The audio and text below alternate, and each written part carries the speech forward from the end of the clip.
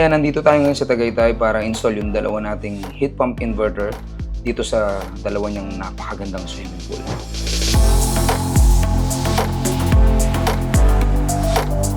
So ayan yung papainitin natin yung dalawang pool na to. Dalawang heat pump to, by the way. Nakita nyo kung gaano kapagi at saka gaano kalamig dito. Kaya kailangan ng heater. So matagal na natin kausap yung client. Medyo na-delay lang tayo because of some technicalities and mga final layout. However, ayun, natuloy din and hopefully sana walang maging problema sa installation. Ito yung pinakang main breaker natin, no? So, pag nakababa, naka-on siya. Ang reading ng voltahe natin, 232. Pag yan nag 200 volts, auto off yan. Kasi nga, naglagay tayo ng voltage protector. Kasi pagka nag-low voltage tayo, maapektuhan yung ano natin, yung supply natin. Okay?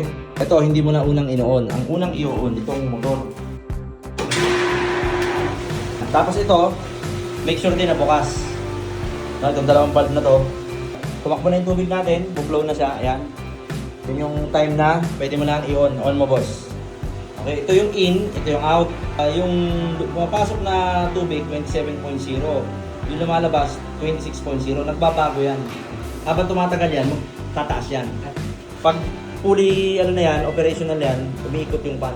Malalaman mo yan, pagka painit yung tubig, yung lumalabas dito, malamig.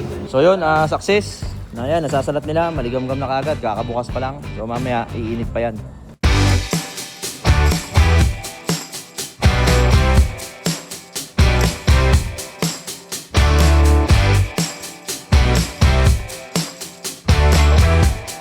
Ayan, na-install na natin yung dalawang heat pump natin na inverter and lumalamig yung pump room, by the way. So again, yun yung power ng heat pump natin. Napapainit niya yung swimming pool and then at the same time, lumalamig yung area kung saan nakalagay yung heat pump. Ayan, medyo masikip lang yung pump room niya. At the same time, yung existing yung setup, medyo puro blue pipe. Pero nagbigay na tayo ng advice sa client dito kung anong magandang gawin dito. Eventually, magiging problema yung mga yun.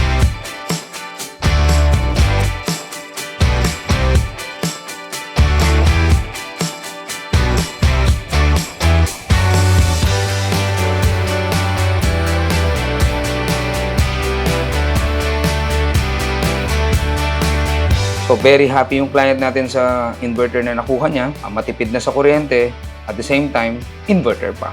May mga konti lang tayong naging issue, adjustment. Pero from time to time, nakakausap naman natin yung client natin at nakakapag-discuss tayo kung paano natin isosolve yung problema. So hopefully, wala sanang maging aberya at makapag-operate sila ng maayos.